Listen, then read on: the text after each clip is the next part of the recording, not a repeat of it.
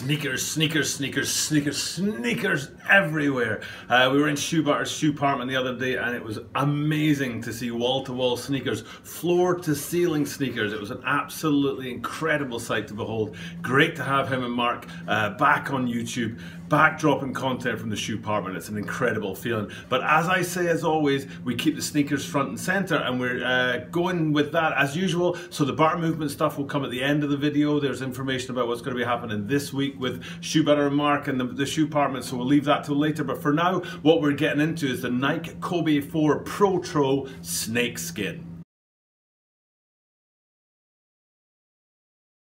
This is the Tokyo Butter 23 Sneaker Channel. Tokyo Butter 23 Sneaker Channel des. Mainichi Absuru no de. Mainichi Mirika Design. Every single day I drop you content from Tokyo, Japan about sneakers, sneaker reviews, sneaker news and upcoming sneaker releases. And today it's no different. It's the upcoming release of the Nike Kobe 4 Protro Snakeskin. And what I'll be doing is comparing that to the undefeated Kobe 4 Protros that dropped a couple of weeks ago. I gave them a big no.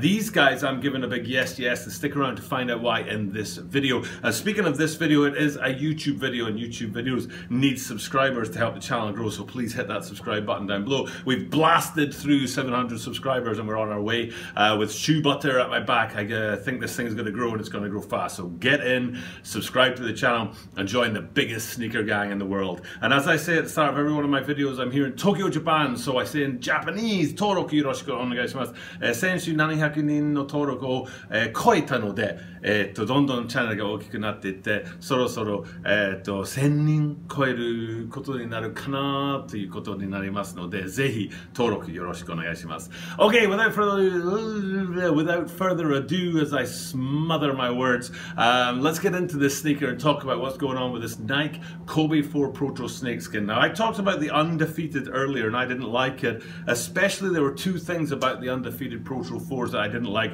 The first was I didn't like the matte and the gloss sort of 50-50 element of the sneaker. Now on this one, it's much more matte with just a little bit of gloss on there, and that works fine for me. I'll be showing you those different halves of the sneaker today.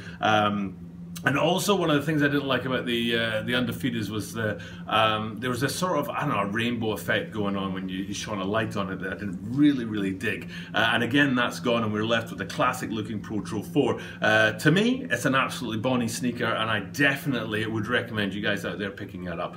So let's have a look through it and talk about the different parts of the sneaker and why I think it's a plus, whereas the undefeated last 2 weeks ago was not. And we're going to start at the toe box, because the toe box is plain black, but it's done in that sort of snakeskin look. This reminds me very much of the Nike LeBron 17s, and the knit upper of the Nike LeBron 17s has got a much more textured effect to it, and that's what I see with the toe box on these guys, and that's the signature. That's why it's called the snakeskin. That's the signature of this sneaker, is the toe box on there, and that toe box feeds back into the tongue, and it goes all the way up the tongue to the top of the tongue with that sort of textured effect, and that's the front kind of half of the sneaker. And like I said before, the Protro 4s tend to come in a sort of two-tone effect, so the front half is that knit in that snakeskin effect, and it's kind of a matte feel about it, which I kind of dig, I kind of appreciate.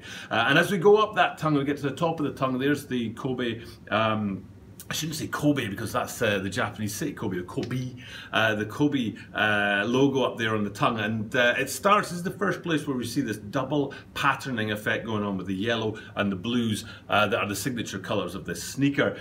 So if you look at the logo there on the top of the tongue, you can see it's in two halves on the lateral and the medials. Now I wish they'd reversed the colors on one and the other, because they've done that a lot on the sneakers, that they've reversed a couple of things, especially the swooshes, and I wish they'd taken that logo and reversed it instead of just sort of copying it from one to the other. Now what I mean by that is, if you look at the top eyelet on the eye stays there, you can see that on the lateral side it's a yellow eye stay, and then on the medial side it's a blue eye stay at the top one, only the top one. And what they've done is they've taken that and they've sort of flipped it over, and they've done exactly the same on the other shoe. So both lateral sides are yellow and both medial sides are blue. I wish they'd done that with the logo, so that the lateral side of the logo was blue and the medial side was yellow, for example. They didn't, that's their choice. But as we come down, we go to the swoosh, and you see the same effect there. It is a black swoosh with a blue and yellow outline. The front half of it is blue on the lateral side and yellow on the medial side, and then reversed on the medial side, where you've got the blue at the front and the yellow at the back. And it's that two-tone effect that I really appreciate about this sneaker, and those kind of details I think are well placed. They look pretty good on this sneaker, and I think they've been thought about, and it gives the sneaker a really good look. Going back a bit from the swoosh there, you get to the heel counter. Now, I said the undefeated for me, there were a couple of things I didn't like about it, especially that kind of glossy effect, and this glossy heel counter could have been a little bit too much for what is essentially a matte shoe, but it's not. I think it's just the right size so that the glossiness doesn't sort of overpower the rest of the shoe. And while I'm not a huge fan of glossy, don't really like patent leather, and there's something, it's the shattered backboard 3.0s that I'm not doing so well with at the moment. And yeah, I don't really like patent leather, and I don't really like glossy on my shoes, but this heel counter, it's small enough so that glossiness doesn't overpower the rest of the shoe, so it's kind of a cool effect. Now, staying very close to that heel counter, you come down into the midsole, and the midsole is very kind of dominated by the front part of the foot. I don't know if we'd call these mud guards or not, but that big yellow splash of color on the front of the foot, it's sort of in contrast to the back of the midsole, which is basically black. So it's a big splash of color around about the sort of toe area in the front of the midsole there, which goes well with the yellow sort of detailing and the logo and the swooshes and the eye stay above. Now, speaking of the eye stay, if we go back to the top of the sneaker, to that lacing system on there, one of my favorite sort of elements of the Nike LeBron 17 Lakers, not necessarily other versions of that shoe, but the Lakers, was the sleekness of the lacing system as it kind of goes across the top of the sneaker there. And it's echoed here. I don't know if it's deliberate or not, but the sleekness, the way that the lacing system, the eye stays, and the tongue are very flat to each other, and they seem like one unit instead of the comparison I made when I talked about the LeBron 17 Lakers was, if you think of a foamposite, the foamposite lacing system is kind of planted on top of the sneaker, and it looks like something separate from the sneaker. But in the case of these and the LeBron 17 Lakers, that lacing system is very much a smooth part of the upper, and it's not something separate. I like that sneakness, and I think it really tops off an excellent upper for the sneaker, and that snakeskin effect coming through from the toe box and up through the tongue is absolutely fire, in my opinion. Now, the last thing to look at on these guys is the outsole, which actually in the research that I did talking about these sneakers, it divided some people. Some people were yay and some people were nay. I'm a yay. I think it's a really cool outsole. I like the kind of disjointed effect to it, and the way there's different parts that sort of shoot off in different directions, and the front part being all yellow and the back being black, with that light blue swoosh in there to give it a full-on splash of color. I say it's an absolute yes. I think it's a cracking looking outsole, which goes on a cracking looking sneaker. So all in all, if you ask me, the Nike Kobe for Protro Snakeskins are a definite plus and a definite get for people out there. Now, when are you going to get these guys? If you're in Japan, apparently they drop on October the 15th, which is just a couple of days away, which surprised me. It's usually, we usually get things later here, so it's unusual for me to be able to say that these guys are going to drop here in Japan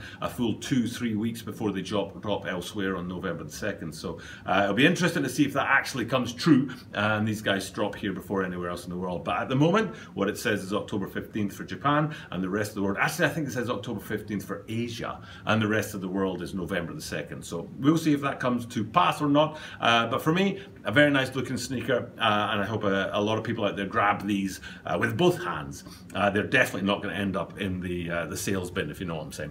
Now, on to button movement stuff. So I say in my videos, I always leave the button movement stuff to the end. I don't like to have the start of the video dominated by button movement stuff in case somebody's looking to see just about the particular sneaker that I'm talking about that day. So in terms of the button movement stuff, things are really hotting up. We're getting stuff coming in, as you will already know, and maybe you know this already, that there's a playlist, ding, stick a playlist up there, which is the shoe butter playlist or the butter movement playlist, so it's easy for you guys to see all the different videos, and there's 3 videos in there right now. The one that's the question and answer that Shoe Butter did when he came to visit in Japan a few weeks ago, and then my explanation of where I think my channel and the Butter Movement are going to go together, and then the most recent visit to the shoe apartment, which came last week. So there's 3 videos in there already. If it's Butter Movement stuff you're after, check out that video. We're scheduled to have something from the shoe apartment on Thursday this week. Fingers crossed that that will happen. As far as I know, Shoe Butter and Mark have gone in there to record over the last couple of days, so they'll be sending me up some videos across the digital airwaves, and that, with any luck, will bring us another video from the shoe apartment this very week.